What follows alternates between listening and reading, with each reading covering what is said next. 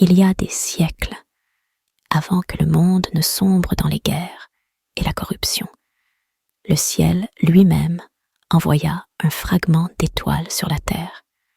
Cette étoile tomba sur une montagne sacrée, brisant les cieux dans un éclat de lumière divine. Les moines du temple céleste trouvèrent la roche ardente et comprirent qu'elle n'était pas ordinaire. Ils passèrent 100 jours et 100 nuits à forger un sabre à partir de son cœur incandescent. Lorsqu'ils achevèrent leur œuvre, une lame d'un bleu spectral en émergea, tranchant même l'air qui l'entourait. Mais la forge du sabre nécessita un sacrifice.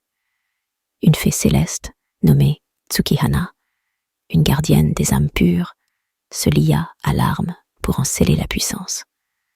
Le sabre céleste était né, mais sa malédiction aussi. Quiconque maniera cette lame ne combattra pas sans conséquence. Chaque coup porté arrachera une partie de son âme, jusqu'à ce qu'il ne soit plus qu'un fantôme errant dans l'oubli. Les moines, terrifiés, décidèrent de cacher l'arme au plus profond de leur temple, mais le destin en décida autrement. Les années passèrent, et un empire maléfique se leva sous le règne du seigneur Shirogan, un tyran qui pactisait avec les esprits des ténèbres. Alors que les temples brûlaient et que les villages s'étaient réduits en cendres, un seul homme osa défier Shirogan. Son nom était Oshiro, un samouraï légendaire au cœur noble, prêt à tout pour protéger les siens. Les moines virent en lui l'élu. Ils lui remirent le sabre céleste, ignorant qu'il venait de signer sa perte. Au début, Oshiro devint invincible. Son katana fendait les armées démoniaques en un seul coup. Aucun ennemi ne pouvait se tenir devant lui. Mais chaque bataille le consumait peu à peu. À chaque lame brisée sous son sabre, un morceau de son humanité disparaissait. Une nuit, après une bataille contre une centaine de spectres maudits, il se regarda dans l'eau d'une rivière. Il ne vit plus son reflet. Tsukihana, la fée qui veillait sur lui, l'implora d'arrêter. Tsukihana, voix tremblante. « Oshiro, tu es en train de disparaître. Bientôt, il ne restera rien de toi. » Oshiro, voix brisée, regard vide. « Si ma vie est le prix pour un monde sans ténèbres, alors qu'il en soit ainsi. » Son dernier combat eut lieu face à Shirogan lui-même. Dans un éclat de lumière aveuglant, le démon fut scellé, mais Oshiro disparut. Seule la lame tomba sur le sol, intacte. Tsukihana pleura pour la première fois. Le sabre céleste était à nouveau seul, son porteur effacé de l'histoire. Les siècles passèrent. Le monde oublia le nom de Oshiro. Le sabre reposa dans l'obscurité, caché sous la mousse et les racines d'une forêt hantée, jusqu'au jour où un ronin errant du nom de Ryujin s'aventura sur ces terres interdites. Il n'avait plus rien à perdre.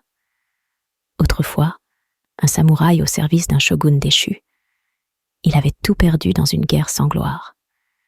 Son katana était brisé, son honneur réduit en poussière. Une nuit, alors qu'il dormait sous un arbre noueux, il fut réveillé par une lumière étrange. Devant lui, flottait un sabre recouvert de poussière et d'énergie ancienne. Et dans l'ombre, une silhouette féminine aux ailes argentées l'observait. Tsukihana, souriante mais mélancolique. « Le sabre t'a choisi, Ryujin. Mais es-tu prêt à en payer le prix ?» Ryujin, serrant le manche de son katana brisé, le regard durci. « J'ai déjà tout perdu.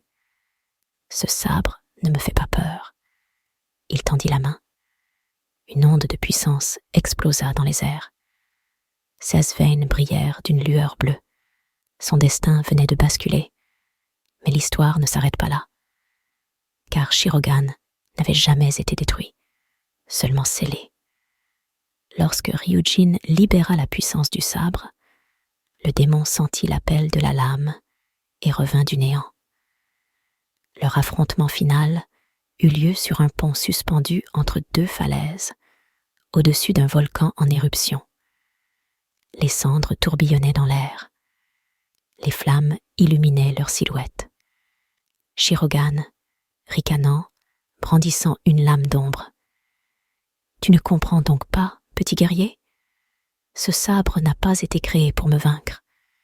Il a été créé pour me remplacer. » Ryujin, serrant la garde de son sabre céleste, son corps déjà affaibli par la malédiction. « Si c'est le CA, alors je détruirai ce destin de mes propres mains. » Le combat fut titanesque. Dans un ultime assaut, Ryujin plongea sa lame dans le cœur du démon. Et dans une explosion de lumière, il sentit son propre corps se dissoudre. Il avait gagné, mais il était perdu. Lorsque la poussière retomba, Tsukihana était seule.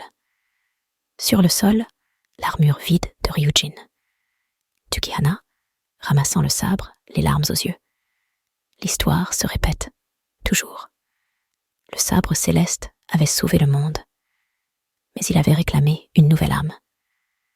Alors la fée disparut, emportant la lame dans un rayon de lumière.